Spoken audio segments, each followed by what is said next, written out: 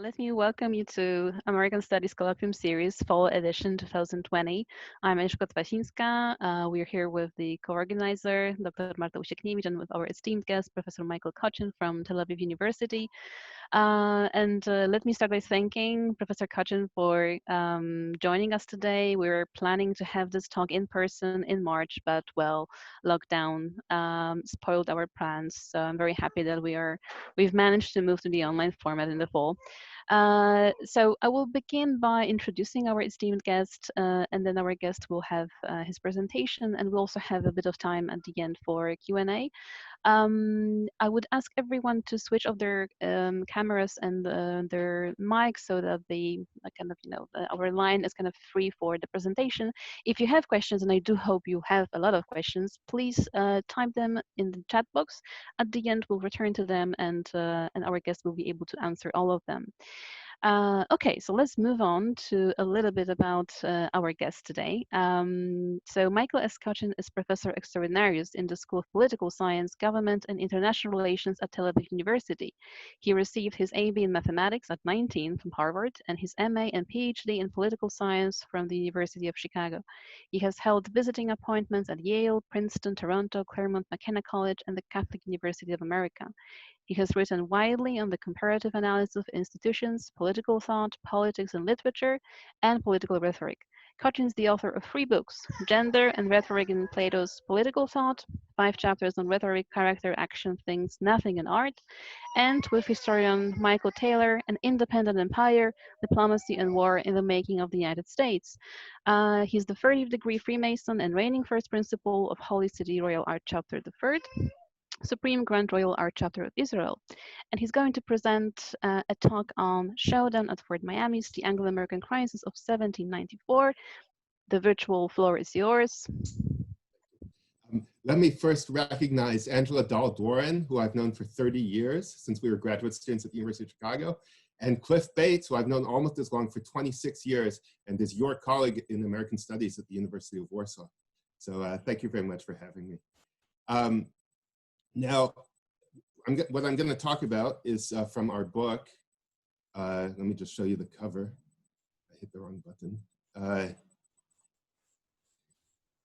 we go. Yeah, that's what I want. Yes, An Independent Empire, Diplomacy and War in the Making of the United States. I'm going to talk about my favorite part of the book, which is the crisis of 1794, a tripartite crisis, you could say, between the United States, England, and the Northwest Indians, who were allied with England at that period. Now, here it's helpful if we start by just recalling a few events preceding this crisis. The Revolutionary War between the United States and Britain ends in 1783. Britain recognizes the United States, but the British do not withdraw from certain posts north of the Ohio in the West. Let me just show you a little map. You can see what we're talking about in terms of area. So these posts, which in the map, which is taken from the book, are marked with the little fort squares. A number of them are in the area of the map. Fort Miami, Detroit was a city of 3,000 people. But we're going to talk today about the confrontation at Fort Miami, which was a British post built only in April 1794 in American territory, in territory the British had conceded to the United States. So I'm going to try to explain the background to the crisis and then how it was resolved.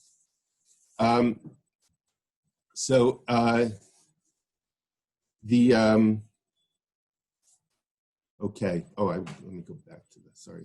I'm still not very adept with this Zoom thing after a year. Okay, good. Okay, good. All right, so let's go back to the chronology. 1783, the Treaty of Paris ends the Revolutionary War. 1787, the Congress passes the Northwest Ordinance, which establishes civil government in the territory. In 1788, the United States ratifies its second constitution, the one currently in force, the Constitution 1787, which creates a federal government capable, at least on parchment, of ruling the West. That's to say, of maintaining the standing army, of financing the standing army required to actually create a Pax Americana in the West despite the Indians and despite the influx of settlers, and hopefully despite the British, who of course are still there. Washington is inaugurated on April 30th, 1789. And that date is before a somewhat more famous date, but highly relevant to us. July 14th, 1789, the fall of the Bastille, the collapse of royal rule in Paris, and one of the key dates of the French Revolution, where in the end, the monarchy is overthrown, the Republican government is installed, and as you see at the bottom, that draws the war of the First Coalition between France and Britain and her allies, Austria, Spain, and Prussia mainly. And so Washington has to deal with not only the revolutionary collapse of the government that was America's principal ally during the Revolutionary War and after, but he also has to deal with the war. And the war impacts the Americans in two ways. First, it impacts the Americans because both the British and the French raid American commerce, and the British mostly at the beginning, the French later. And the Indians in the Northwest are allies of the British. And they're, as we'll see soon, they're at war with the U.S. basically through this whole time, and with the American settlers coming into the West. But the British, feel that the Indians, the level of fighting is something the British can always increase in the event they decide to go to war with the United States. The British in the West, or in North America rather, British North America at that time was ruled from Quebec by a guy named Dorchester. We'll see his picture in a minute. He was the last commander-in-chief of the Revolutionary War on the British side. He's the governor of British North America. The British officials from Dorchester on down feel a commitment to the Indians. They feel, reasonably enough, that Britain had betrayed the Indians in the way it made peace with the Americans. The peace treaty, as some of you probably know, doesn't mention the Indians who had fought on the British side and does nothing for them. The British officials in North America had never committed to withdrawing from the posts, and they were perfectly happy that no order ever came from London telling them they had to withdraw. In the absence of a decision to withdraw from London, the British later made the excuse that they weren't going to withdraw because the Americans weren't keeping their share of the peace treaty, which might be fair enough, except the British had never decided to withdraw. It wasn't that there was a decision to withdraw in keeping with the peace treaty, which they later annulled because the Americans weren't keeping other clauses. So there was this feeling of solidarity with the Indians. There was a feeling of shame with the Indians. And there was a general hostility to the Americans, expressed not only in this, but in the refusal to negotiate a commercial treaty. American trade with Britain in this period was a matter of grace. The British officials decided in pretty much each port at the moment whether they would admit a ship and under what terms. They weren't bound by any commercial agreement, even though the Americans had been trying to get a commercial agreement ever since the peace. I hope I'm not talking too fast. I'll try to slow down. On October 22nd, so the Americans send 3 expeditions, because the first 2 fail, we'll talk about that in a minute, to subjugate the Northwest Indians, the Indian Confederacy north of the Ohio, allied with the British. The first expedition, Harmar's expedition, is defeated by Indians on October 22nd, 1790 in the Battle of the Pumpkin Fields.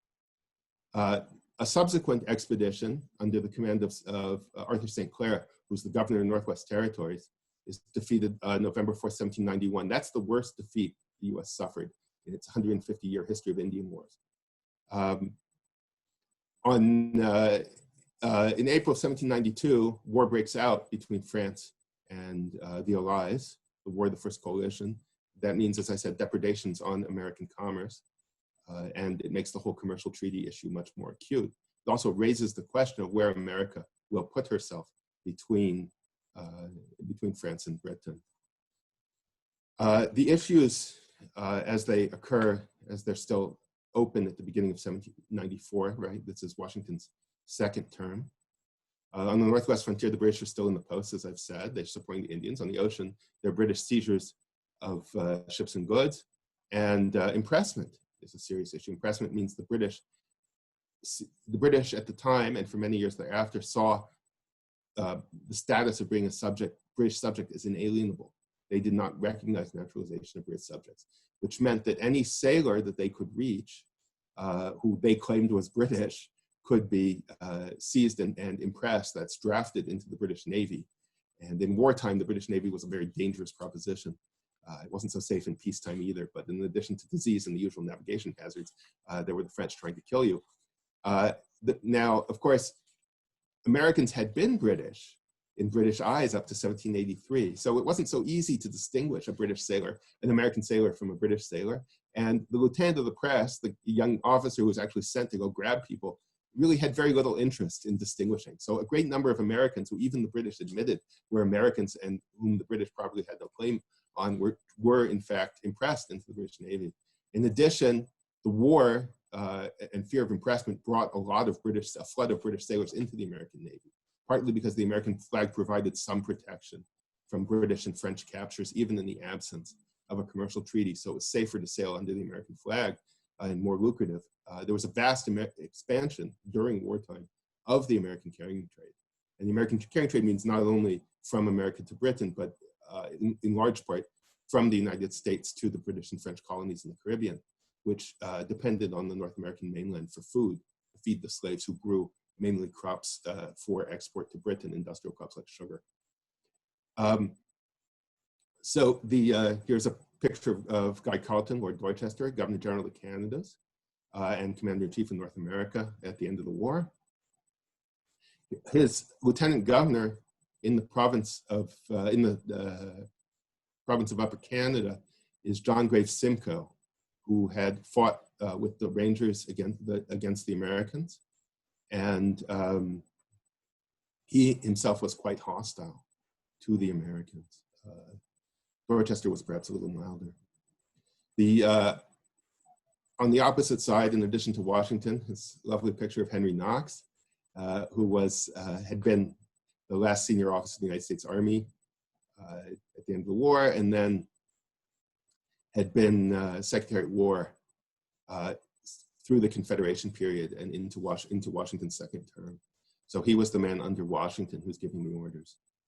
Now,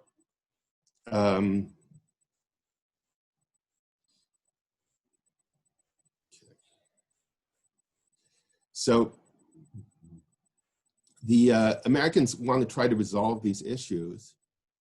The principal issue is the territorial issue and the British presence in the Northwest Territory. But second in importance is the absence of a commercial treaty, the absence of fixing terms under which the British can trade with, the Americans can trade with Britain and with the British colonies in the Caribbean.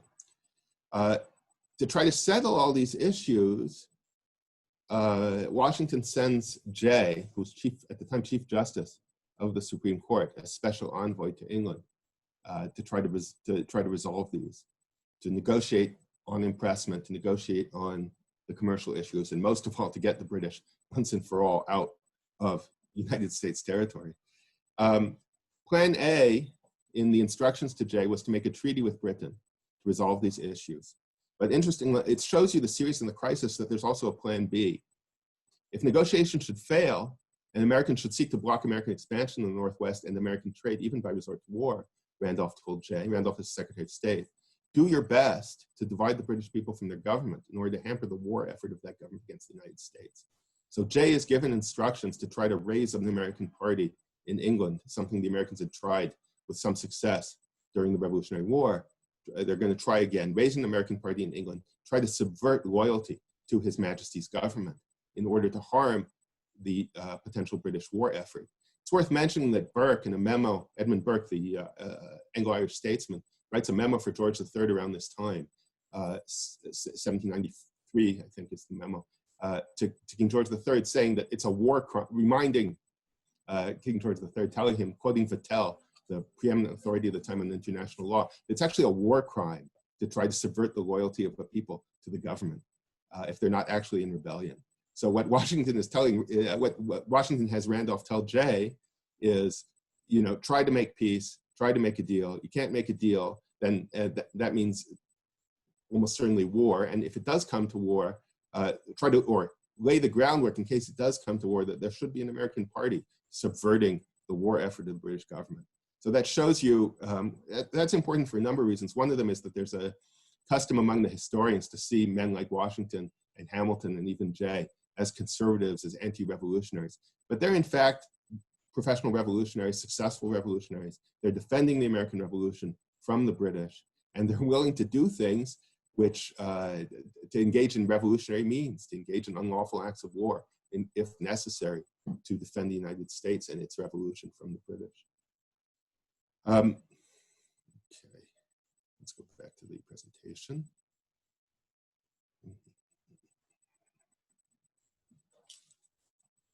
Okay, good. So after the failure of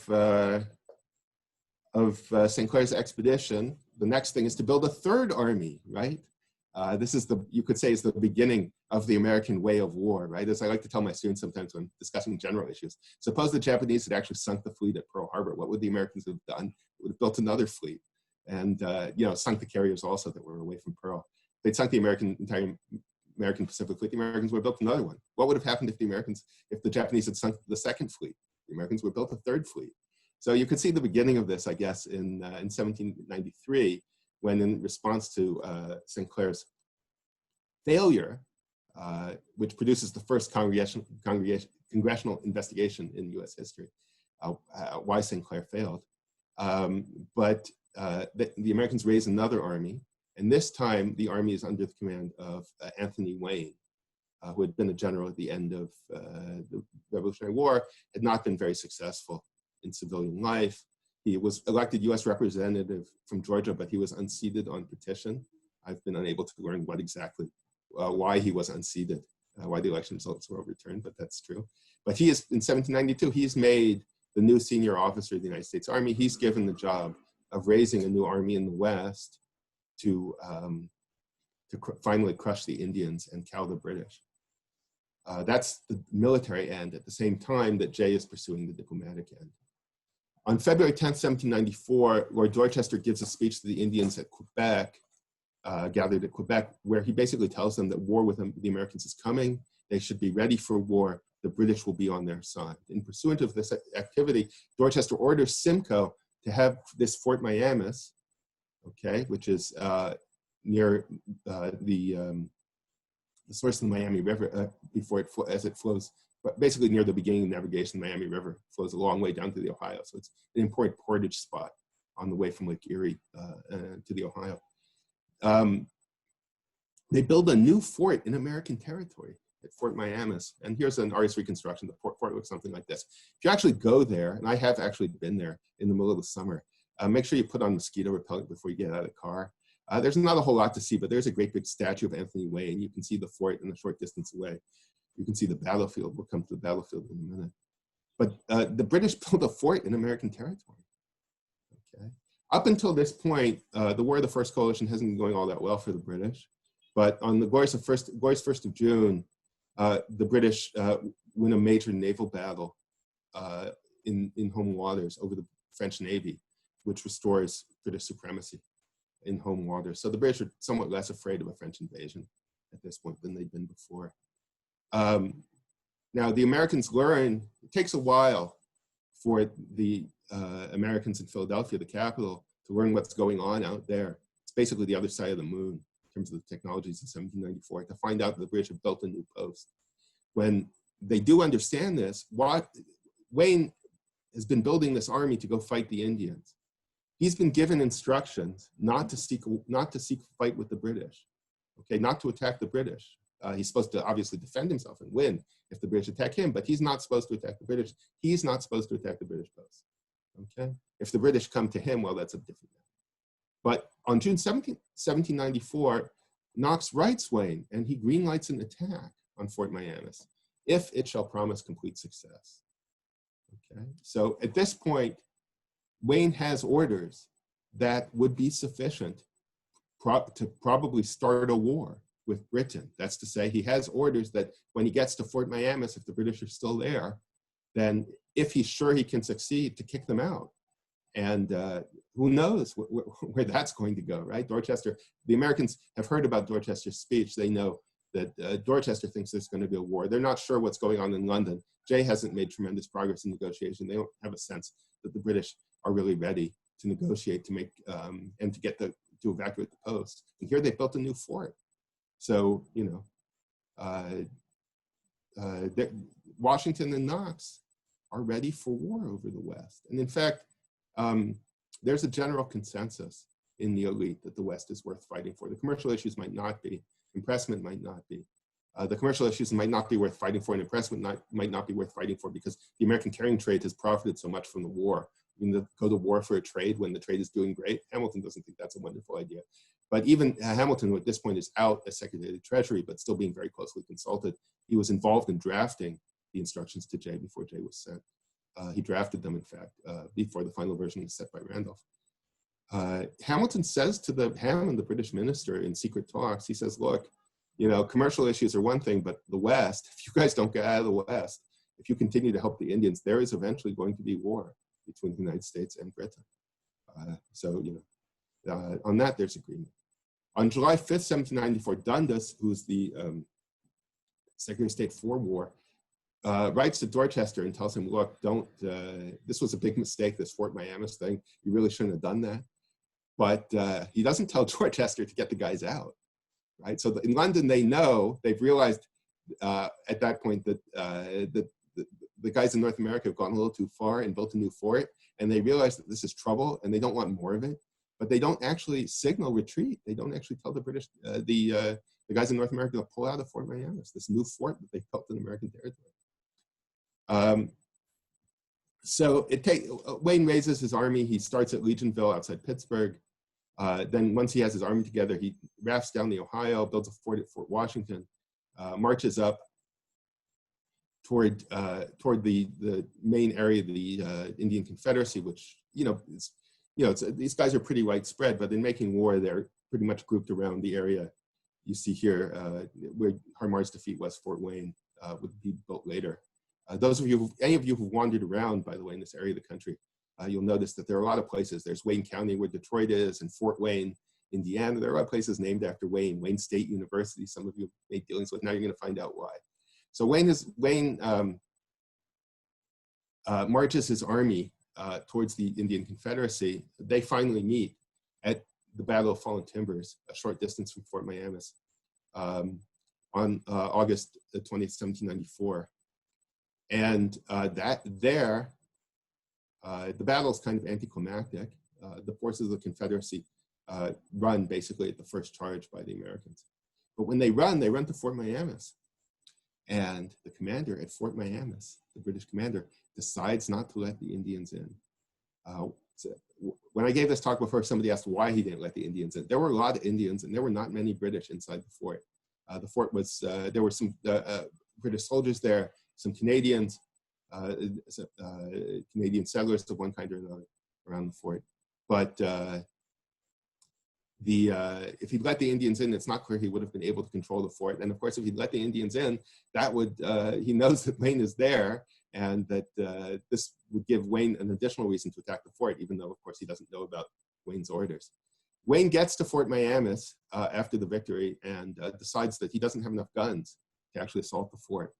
That victory over the British forces in Fort Miamis depend on convincing the British to come out. To do that, he marches around himself within an easy gunshot of the fort, burns all the possessions of the settlers and merchants outside the fort, but none of this convinces the tiny group of British inside the fort to make a move. And Wayne, as I said, is not convinced that he can take the fort. So he chooses not to act on the orders that he receives from Knox, the conditional orders, right? The orders said, if you're sure you can win, attack the fort and kick the British out of this new fort that they built trespassing on our territory. Wayne decides he can't win for sure. So he marches away. He builds a fort at Fort Wayne, near the center of where the Indian Confederacy gathered in the first place, and basically on the site of Harmar's defeat. And then he decides that he's won, and it's time for the Indians to make peace with him. And the Indians decide the same thing. When in London, they hear about this defeat of the Confederacy. They hear about the success of Wayne's army, the first successful American military expedition since the peace in the Northwest. And at that point, the government in London decides this whole post thing is untenable and they're going to pull out. And so then it's time to negotiate the issues. The commercial issues take some fencing. What is the major issue for the Americans, as I said, the British presence, that the British give up right away once they hear of Wayne's victory. Wayne makes the treaty with the Indians at Greenville a bit later, where they renounce a pretty large swath of territory to the Americans. It takes a while for the JD Treaty to be ratified. The Republicans make some trouble, but in the end, and then they make further trouble in the House, where they actually have a majority. The treaty is ratified on a straight party line vote. The 20 Federalist senators are the 2/3 required to defeat the 10 Republican senators. In the House, the Republicans have majority, and they're reluctant to fund the treaty.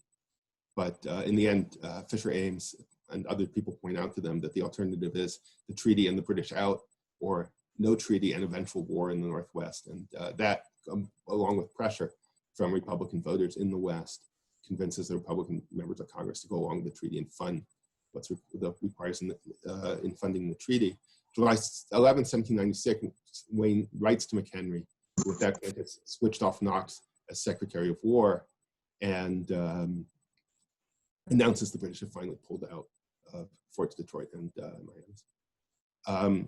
So Wayne's treaty with the Indians is the Treaty of Greenville. The Indians, at this point, the British say they're no longer going to try to protect the Indian tribes. The Indian tribes, the Indian tribes signed the Treaty of Greenville. They said they're going to acknowledge themselves under the protection of the United States and no other power whatever. So in theory, at least, the Northwest Indians here are renouncing direct dealings with the British. They make a cession of land. Jay's treaty gets the British out of the posts. It pre-negotiates basically the terms under which the British will be able to seize American ships bound for France or territories under French control.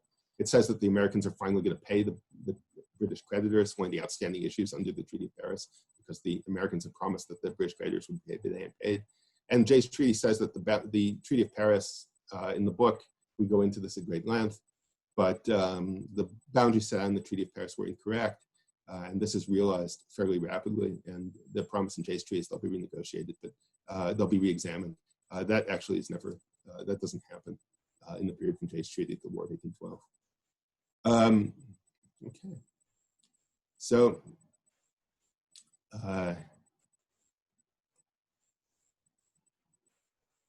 that's, that's how the crisis is resolved. That's why there isn't a war in 1794. Now, I just want to take a minute. I want to come back to something I mentioned earlier. If in the age of federalism, there was limited American mucking about, raising trouble in British North America, Ireland, or Britain, that was not just because American capacities for troublemaking were limited, but because after Jay's treaty, the principal threats to American interests came from France and Spain. The Federalists, often thought of as conservatives, aided revolutionary forces in the nominal French colony of Saint-Domingue and considered aiding them throughout Spanish America. Jefferson did his bit to help stir unrest in Spanish-ruled Louisiana, both as Secretary of State under Washington and later when he becomes president. The United Irishmen in America organized for the revolution against King George, and many Irish returned from America to fight and die in Ireland.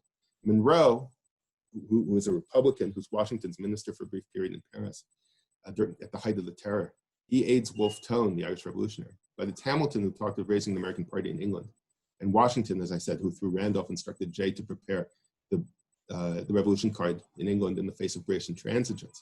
Because Jay secured a treaty that the Americans could live with, though some of them were unhappy with the terms, there was no need to embark on Plan B and try to raise a revolution in Britain.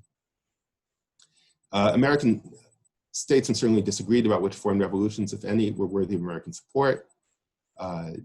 Jefferson and Pickering disagreed about the wisdom of supporting the revolt of the slaves against their master in Saint-Domingue. Pickering is the successor to Knox and McHenry.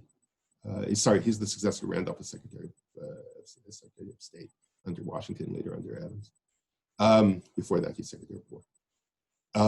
Party strife about foreign affairs, right? It's party strife, disagreement about France, about how they relate to revolutionary France, that turns the Republicans from a small faction in Congress or a faction in Congress, not so small, to a party in the country as a whole, among active citizens as a whole.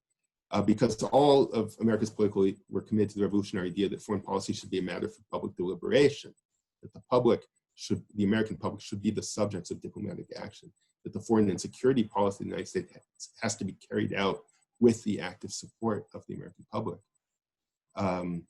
As Washington wrote to Marshall, John Marshall, the mass of our citizens require no more to understand a question than to decide it properly.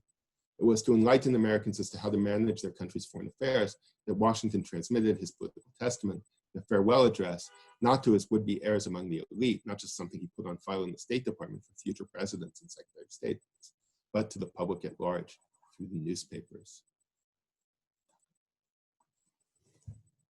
So that's my talk, and now I suppose we'll have Q&A.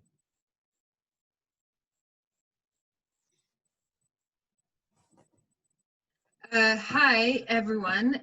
This is Martin, who we would really want to invite our audience members to post questions. I think this is a rare opportunity to take part in a conversation about such topic. So please feel free to let us know in the chat that you want to post a question or comment.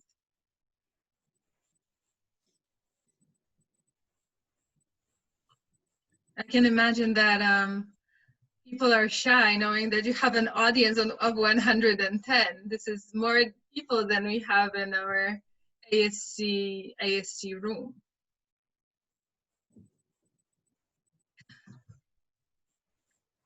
Okay, if not, then, you know, as a non-historian and a person who knows very little, oh, I'm sorry, we have questions, so let me address them first. They're probably smarter than mine. Now, Angela Dworin asks, what is your favorite part of the book? Which is almost the question that I wanted to ask, so great minds. And then our own Clifford Bates, and your very good friend, is asking, what would you say was the larger public opinion about Britain and the Indians at this time? And, you know, choose the order of replies yourself. All right, so to Angie, this is my favorite part of the book because you see all these parts moving, and the parts, while it's a complicated issue in a way, you have to know where the Americans are with respect to Britain, France, the Indians, how far American state building has proceeded. You have to know something about the military history, right? But in some ways, the institutions, while the basic institutions of the United States under the 1787 Constitution are all in operation, they're all pretty simple. So you can see them all going, you can see the people involved, you know that it's a tiny number of people involved. You can sort of get a sense of all their personalities and see how the Americans, the foreigners, the Indians are all interacting to produce this outcome. And this is an important moment in American history, right? This is the moment when the Americans finally rule the West, when they show up with a military force that's sufficient to defeat the Indians, to keep the Indians cowed, and to persuade the British that war with the Americans in the West is not going to be a viable proposition, which previously the failures of American expeditions had convinced the British that the time might come when the British have to come out, but it hadn't come yet. So, so this is a really important moment. It's not a moment that's well known, right? It's despite Fort Wayne and Wayne State and the big statue of Wayne at Fallen Timbers. You know, this is not a part of American history that people know very well, but we see all these people, the Washington administration and America's rivals and enemies, you know, interacting in a way that I think is complicated, interesting, and actually quite important for the future success of the United States. To Cliff, what we say the larger public opinion about Britain and the Indians at this time. So the Americans have been sympathetic to the revolution, and generally, the Republicans are probably more successful at getting people sympathetic to France and its wars with Britain. There are not that many people in America who really want to see the British win the war against France at this point. The sympathies are with the French. The Indians, you know, my sense is that the political elite is really concerned about these failures. Like I said, it's the first congressional investigation. The whole thing is really very embarrassing to the Washington administration. That they've tried twice now, and they haven't been able to subjugate the Indians. And the British being present in the posts, I think that people were politically aware of that. But I don't get a sense that people think of these problems as very close to them. This is all very far away on the other side of the mountains. Wayne's army is not a citizen army, it's a professional army. He calls it the Legion of the United States. And the idea is basically that he's having built this army is going to stay in the West. Once it defeats the Indians, it can separate into various American posts, American forts, to keep the Indians down and the settlers protected. But this is a professional army. It's made up of the dregs of society, and people are aware of the failures. Curiously, there is a very interesting pamphlet that takes the Indian side. I'm the first person to notice that there's some funny things about this pamphlet. Among other things, that one of the Indian chiefs has a Hebrew name, Chief Av Beit Din V'Rosh HaYeshiva, which probably was not the actual name of any real Indian chief in the Northwest at the time. But nobody really knows where this pamphlet comes from. It lays out the Indian case against the Americans and says some nasty things about the British treatment of the Indians in earlier years also. So there was some opinion friendly to the Indians and opposed to the progress of settlement in Philadelphia, where this pamphlet was printed. But it doesn't seem to have a lot of resonance. How would a potential USA rebellion in the UK unfold? Was it rather to sow discontent with the English populace, or more about uniting all the minorities and repressed nationalities in Britain? That's Mikola Zubel's question, if I've said your name right. That's a good question. Pretty clearly, the British sore point is Ireland. Everybody recognizes, right? The British have given legislative independence to Ireland, which means in practice, the tiny group of Protestant settlers and English officials and officials in Ireland are the class in Ireland with almost all the political rights. They're the only ones who can hold office in the Kingdom of Ireland. And they've claimed legislative independence successfully. Grattan's Parliament and all that. That was part of what happened during the American War. But their rule is very tenuous, as the French recognize, as the Irish opponents of the ascendancy and of continued British rule rise. There are a lot of Irish discontents and malcontents in America. As I said, a lot of people go back. Wolfe Tone is known to Monroe in Paris. It gives him some help. So the most obvious way to make trouble is to do what you can to help the Irish. And that could be really horrific indeed. I think there's probably a whole, I'm not an expert on American Irish history. Taylor, with whom I wrote the book, is actually an Ulsterman. He's as he likes to say, his parents were brought up Protestant in Northern Ireland. He himself went to Northern Irish schools before and played professional cricket in Northern Ireland before he went to Cambridge, where he did his degrees. But, there's this whole story about American support for trouble, for making trouble in Britain, right? That continues up until from the 18th century until the Good Friday Accords. And, otherwise very respectable Americans were perfectly happy to give money to Irishmen to kill people in Ireland for the freedom of Ireland and to mess with the British. And this is a story that actually first rears its head in the 1790s. So that would be the easiest way to make trouble. And you can see American officials like Monroe making the kind of contacts that they would need to try to maximize that. There's also potential in Britain. There are British radicals, some of whom, like Priestley, are very well known in America. There was a whole organization of British opinion against the war in Yorkshire at the time of Burke. How that would go out, I don't get a sense, apart from these instructions to Randolph, that Randolph had gotten anywhere in actually doing this or talking to people. But there was that potential to try to either to work through the radicals, to work through the radical dissenters, people like Priestley, and to try to and see what could be done. The supporters of these were the same kind of people who wanted to see a French-style Republican revolution in Britain. Okay, Angela has another question. So before I get to that, let me just ask if anybody else wants to stick their oars in. Okay, I'll count to 5. No. All right. It seems the event validates the need for the new Constitution. Did it have the effect of solidifying the support for the Constitution, or something like that?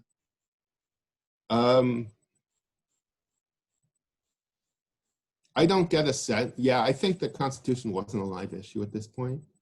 Yeah, Mikola said, okay, yeah. No, I'll come back to Mikola's comment. Yeah,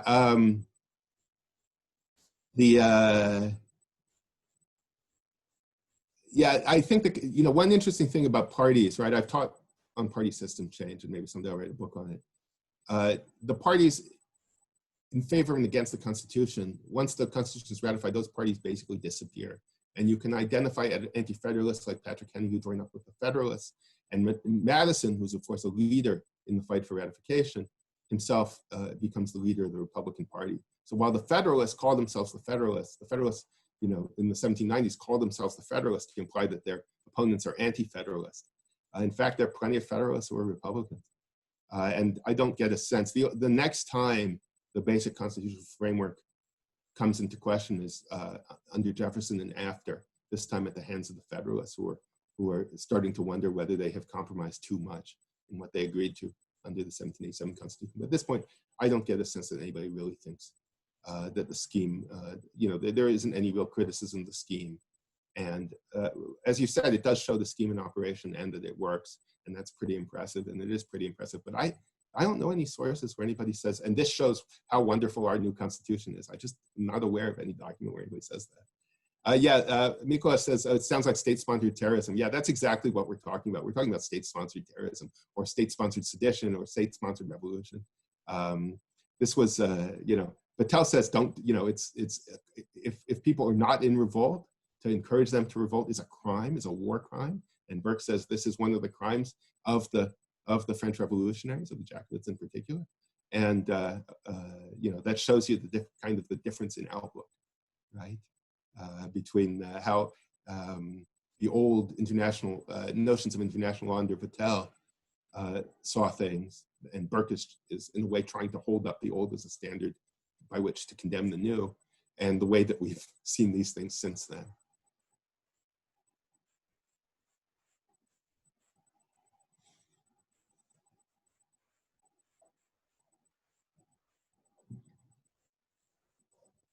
Again, if anyone would like to ask, oh, there's another question from Professor Bates. Was not the reform of the Federalist Army as a professional army versus the citizen militias under the authority of governors and territorial governors, were the original two failure due to dominance of the militia? So I think with Harmer's the professional soldier, and there's supposed to be, the whole idea is in the West, there's supposed to be a core of professional soldiers who once victory is won, right? And they're supplemented to do battle with the Indians. They're supplemented by all these militia, but they're supposed to be a core of professional soldiers. And Harmer's incapacity, St. Clair's incapacity, comes as a big surprise to the authorities in Philadelphia. They had no idea. They thought they had sent the best man for the job, and they'd sent him with adequate resources. So they were surprised twice when the Indians showed them that that is not the case, and they need a third army. Now Wayne does build a new professional army, but it was always understood. I mean, this is, you know, if you go back to the ratification debates, this is one reason why the ratification debates are one big reason why the anti-federalists lose is that they can't actually object to a standing army because everybody agrees you need a standing army in the West to cow the Indians.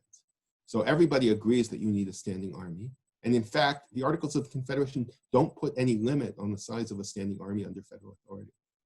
So the big fear, right, that you're gonna have a strong state with a standing army, well, you need a strong enough state to maintain a standing army. It's not a big standing army necessarily by European standards, even by pre-revolutionary European standards, but it's a very expensive one given that it's on the other side of the mountains where you can barely, it's very hard to get to.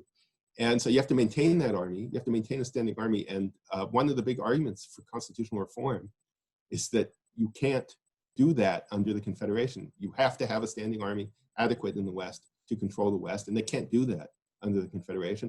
And the anti-federalists, the people opposed to the actual constitutional scheme says, you're right, we need a standing army, and you're right, the existing constitutional arrangements are not adequate for that. And you know, you're right about that, but still there are these other things about this arrangement that we really don't like. That's not a very persuasive argument. And that's, I think, one of the reasons why they lose is that what looks in terms of Republican theory like one of their strongest arguments, this thing enables a strong state and a standing army. But everybody agrees you need a standing army. The best somebody like Brutus can say is, oh, when I mean standing army, I don't really mean those guys in the West. That's not what I'm talking about. But it's the same problem. It's the same issue. You need that army. There's no, and it's going to be, it may not be large, but it is going to be very expensive.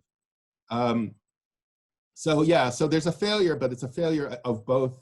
I think both Harmar clearly, and I think also St. Clair, it's a failure of both of the guys, the professionals who are supposed to be the core, and all the militia who are supposed to help them fight. Wayne's army is heavier on the professional component, but that's, I think, just because Wayne is better at building an army, so he builds a better professional army. And he also has militia, which you know, he's also able to send off once they've defeated the Confederacy at Fallen Timbers.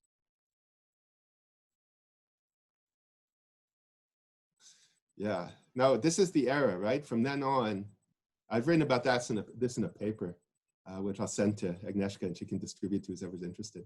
But so there's a paper, Angie remembers this paper, she helped me revise it back 6 or 7 years ago. But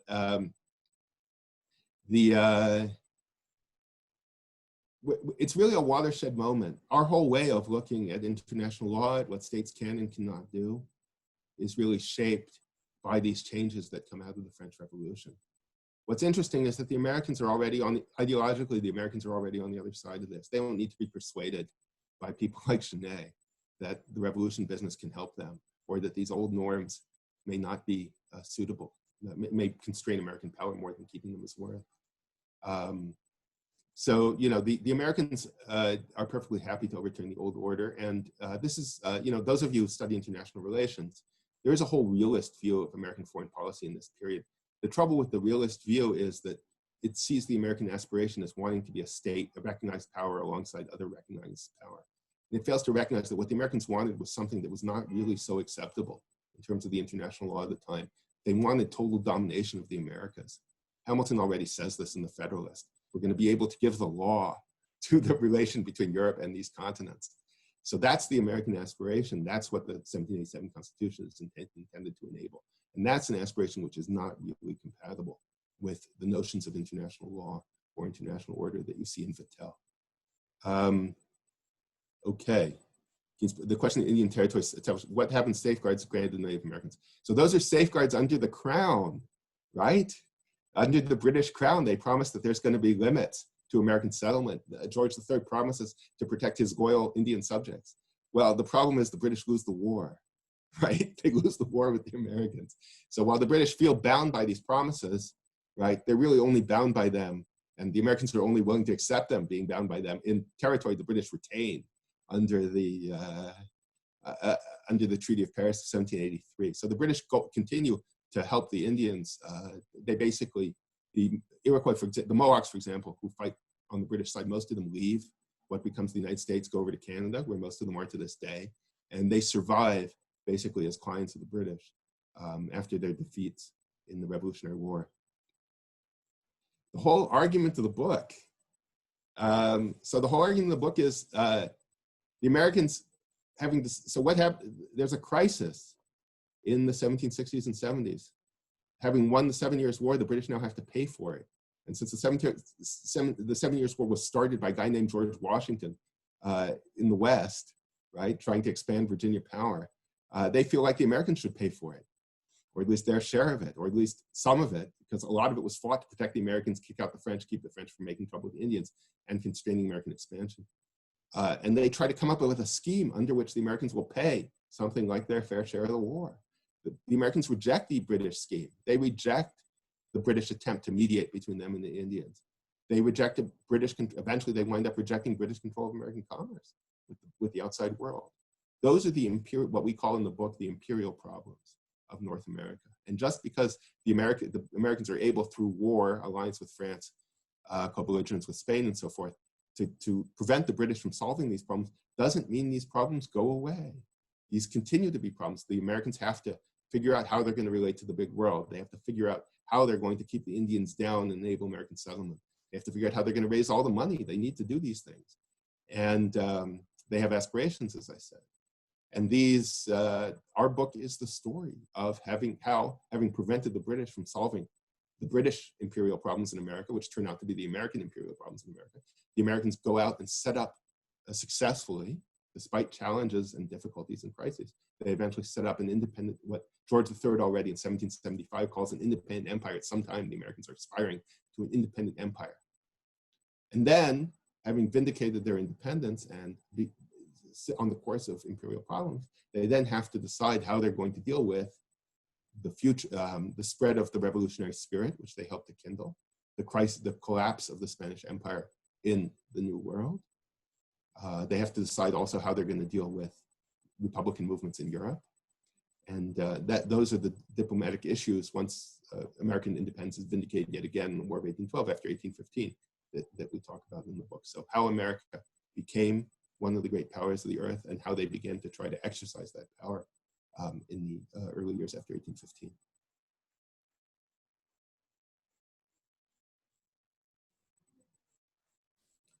So with Westphalian system, so the Constitution sets up an alternative, right, to a state system. It sets up an alternative to diplomatic and to foreign relations and war between the American states. And it aims at imperial predominance in North America, right? There aren't going to be any, the Americans are quite clear on this.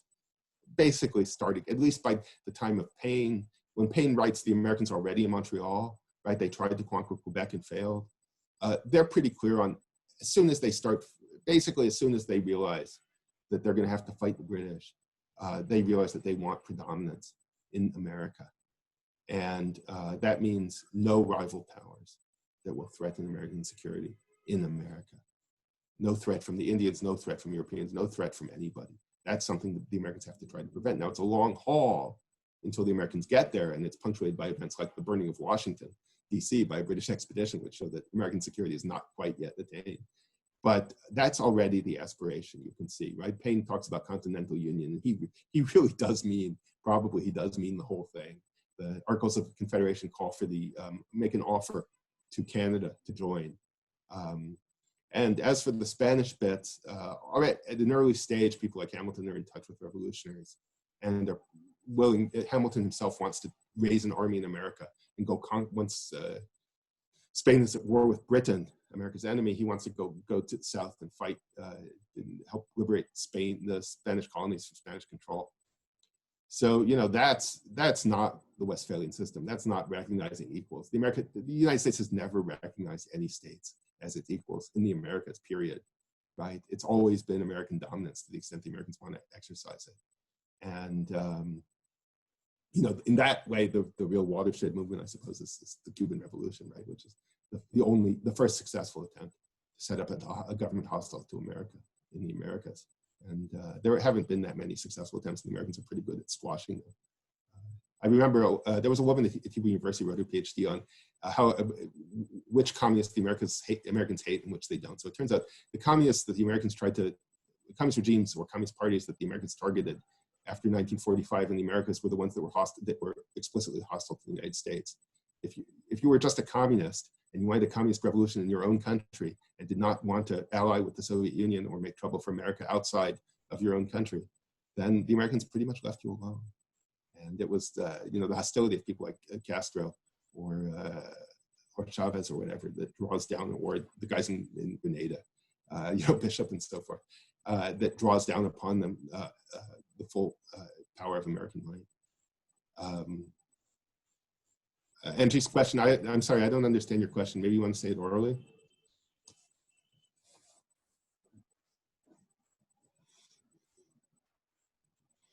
Gonna have to unmute. Okay, I just unmuted myself. Can you hear me? Yes, yes. Okay. The question of the Monroe Doctrine and saying that both a continental expansion as well as stating that the Western Hemisphere belonged to the United States, couldn't that be seen, I mean, from a realist point of view, as a matter of defense as well as one of aggression? And also this speaks to your point about which communists Americans like and don't like. Right. So does that help? Yeah, I mean, everything is defense, right? You know, that's the, what's it called? That's the security dilemma. But the question is, do you see your defense as being part of a system of states with rules that you accept where everybody's formally equal? Okay, or do you see the rule is basically, we defend America from the Americas from outside threats. We decide what counts as an outside threat. Your job, oh, American states, is to do what we say and counter these threats in the way that we prescribe. Okay, so that's, you can see a continuous line of policy, first maybe foreshadowed in Paine, but stated very explicitly by Hamilton already in the Federalist Papers, up to the Pan-American, the statement of that as a policy, which has been in 1940, right, Pan-American defense by FDR before America's formally entered the war against the Nazis. They've already said what the policy is going to be in the Americas, and that the United States is going to do a lot, and in the end they did do a lot during World War II and after to make everybody fall in line. And that's still, as far as I can tell, that's still pretty much the orientation, right? If you want to understand American hostility towards Venezuela, American attitude towards Chinese penetration in these countries, right? The aspiration in America is still to keep every foreign threat out of the Americas, the whole thing, and keep all of these countries basically under the thumb of American hegemony. Now, what the Americans are willing to do in response to any particular threat in any moment depends on tactical and strategic things. But the aspiration is to give the law to the Americans, not to rule them necessarily as parts of the United States, though that idea, American expansion at the expense of Spanish America stops at a certain point for reasons connected to the fight over slavery. But to give the law to these states, to tell them what their international orientation is going to be. Okay, so it is a kind of realism. It's a very aggressive kind of realism, but it's not the people like Grabman talk about realism, or the book, the book about treaty-worthy nations. They kind of underestimate what the American aspiration is. They don't take this stuff as seriously as Taylor and I think it should be taken. Okay. Okay. I would like to take this opportunity to once again thank our esteemed guest, Michael Kochin, for joining us today. And thank you all for participating in this discussion. That was really great. Thank you for all the questions, and have a nice and pleasant evening. Thank you. Thank you very much.